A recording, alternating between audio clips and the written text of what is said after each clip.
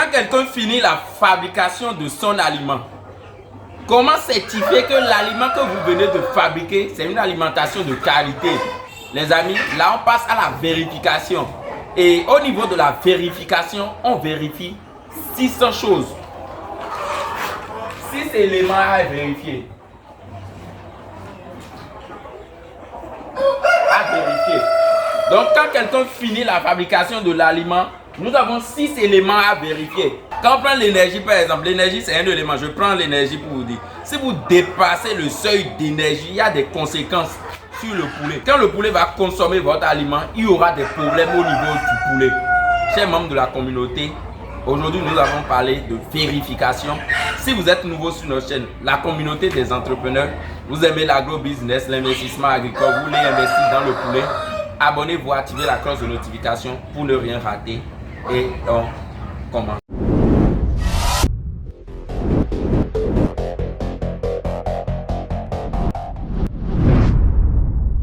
Bonjour chers membres de la communauté, je suis le coach Emmanuel, agronome, un technicien supérieur. Je fais la production des poulets Goliath, c'est ma spécialité. Et nous sommes en train de faire une série de vidéos sur la fabrication de l'aliment. Ici, c'est notre 5e vidéo. Et nous allons parler de quoi les amis? De vérification. Les 6 éléments qu'on vérifie dans l'aliment. Et premièrement, nous allons parler de quoi? C'est notre énergie métabolisable.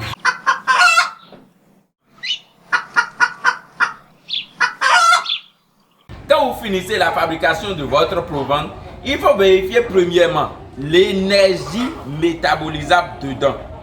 C'est quoi l'énergie métabolisable? Bon, pour résumer, je vais vous dire l'énergie métabolisable, c'est l'ensemble de l'énergie d'entretien et l'énergie de production. Voilà, gardez ça comme ça parce que c'est beaucoup de choses. Gardez que l'énergie dans votre provende, il faut vérifier ça. L'énergie dans votre provende, ça permet quoi d'abord? Vous savez, l'énergie est responsable des activités physiques.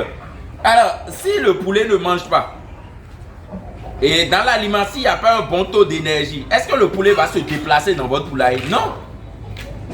Responsable de la digestion, responsable de l'absorption intestinale, responsable de l'élimination des excréments. C'est l'énergie. L'énergie, il faut de l'énergie dans la provende.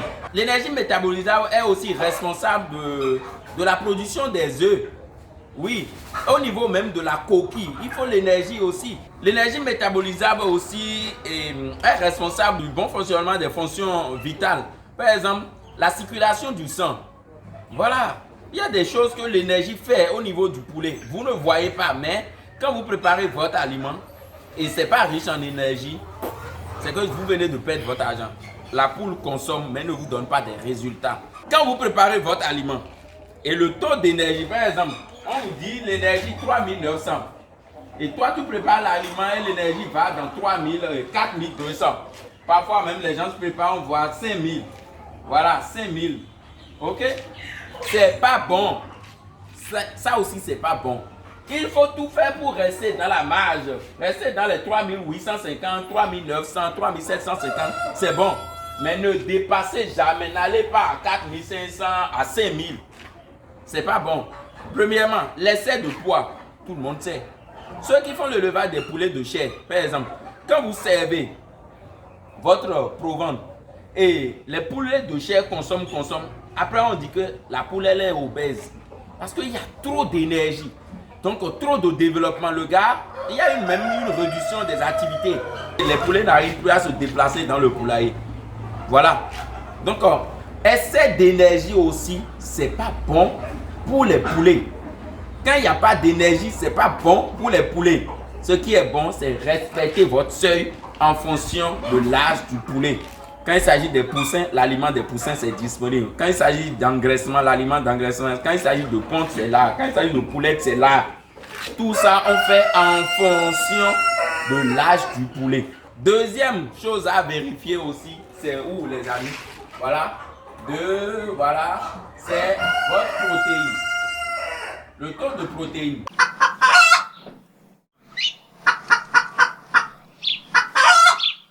A tout fini la composition de l'aliment. C'est vrai, c'est bon. Maintenant, il faut vérifier quel pourcentage de protéines il y a dans votre aliment. Il faut toujours vérifier ça. N'oubliez pas, premièrement, protéines. Quand quelqu'un parle de croissance, c'est d'abord protéines.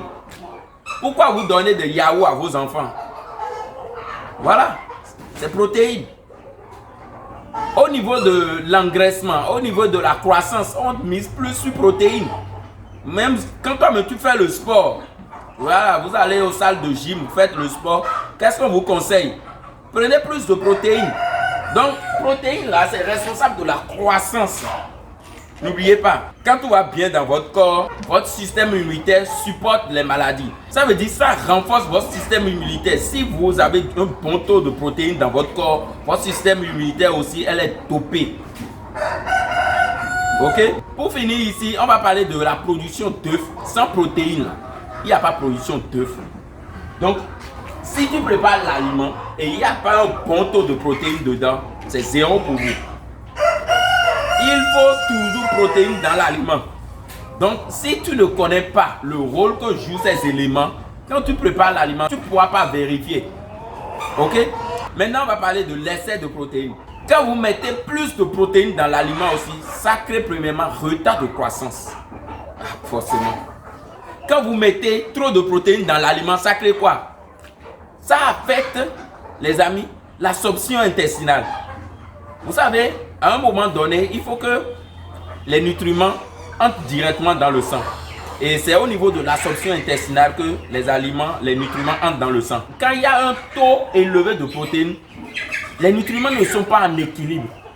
Et ça affecte l'absorption intestinale. N'oubliez pas ça.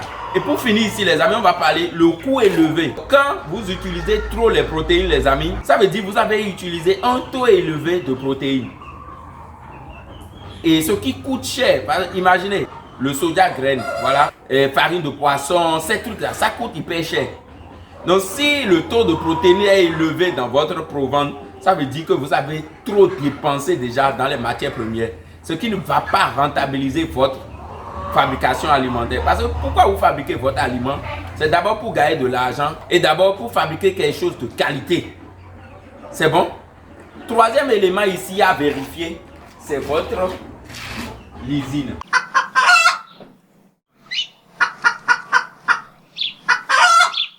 Lysine dans l'aliment. Les amis, ce qu'il faut garder au niveau de lysine seulement, je vais vous dire, c'est votre lysine est responsable de la production de protéines. Voilà. Ça joue un rôle d'enzyme. Ok? Et ou bien catalyseur. Ok? Ça permet de transformer protéines qui est dans votre aliment là. Ça se retrouve dans le sang grâce à votre lysine.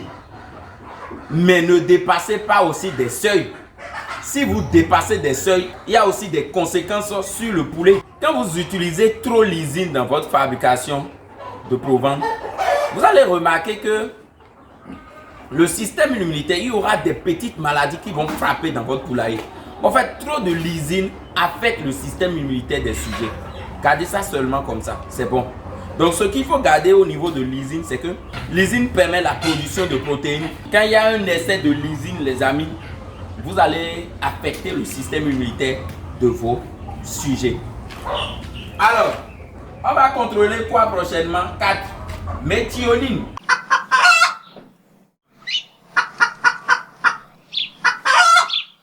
Méthionine dans le corps des sujets, d'abord ça permet le développement du sujet, ça permet la formation des muscles, ça permet aussi la production de l'œuf.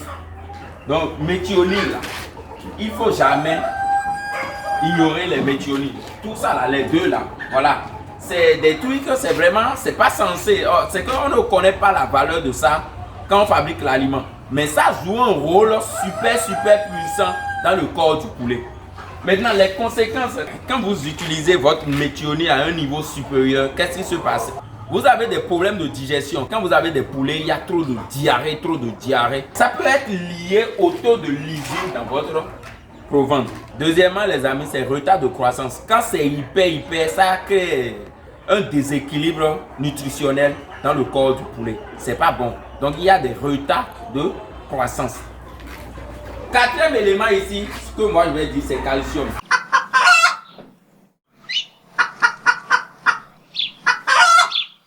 on envoie le calcium dans le corps des sujets pour développer l'os. L'os, les muscles. Non, pas tellement les muscles, mais quand même l'os d'abord. C'est pour que le sujet soit en forme. Surtout au niveau des poulets pondeuses. Quand le poulet entre en ponte, les amis, quand même, il faut donner calcium. Quand vous prenez l'œuf là, c'est d'abord calcium. Coquille de l'œuf là, c'est calcium. Si la poule ne consomme pas du calcium par l'aliment, la poule ne peut pas vous donner des œufs. Et il y a parfois, vous trouvez des œufs, l'œuf est molle. Voilà, et c'est pas dur. Ça veut dire que c'est manque de calcium. Donc le calcium dans votre aliment joue un rôle vraiment crucial. Mais excès de calcium aussi, c'est problème.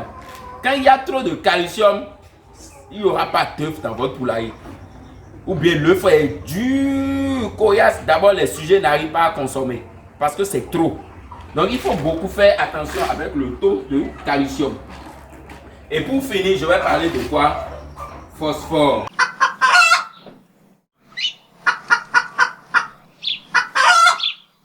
Le phosphate est responsable de la production d'énergie. Voilà.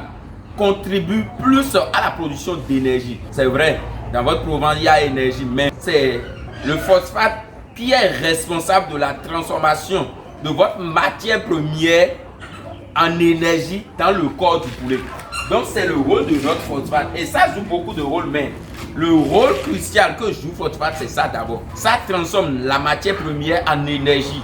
Au niveau des conséquences, quand vous avez un taux élevé de phosphate, c'est d'abord la qualité de l'œuf. Quand nous allons prendre les œufs que vous allez trouver sur votre ferme, nous allons aller au laboratoire, on va analyser. Quand il y a un taux élevé de phosphate, les amis, vous n'aurez pas des œufs de qualité. Et c'est pas fini. Dans les digestions de poulet, là, quand le taux de phosphate est élevé, là, c'est pas bon. C'est là on dit le poulailler sent, le poulailler, voilà, parce qu'il y a un taux élevé de phosphate dedans. C'est ça qui régularise le pH dans le corps du sujet. C'est notre phosphate. Quand vous finissez la fabrication d'aliments, les amis, les 6 choses là, énergie métabolisable, le taux de protéines brutes, lysine, méthionine, calcium, phosphate, c'est à la fin, quand vous finissez la fabrication d'aliments, vous vérifiez, est-ce que ces 6 éléments respectent les normes, respectent les besoins du poulet.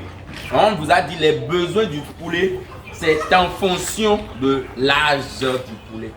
Voilà ces membres de la communauté, les 6 choses à vérifier dans votre aliment pour certifier si l'aliment que je viens de fabriquer, c'est de qualité ou c'est pas de qualité. Merci beaucoup. N'oubliez pas d'intégrer notre groupe Telegram. Là-bas, ça chauffe déjà.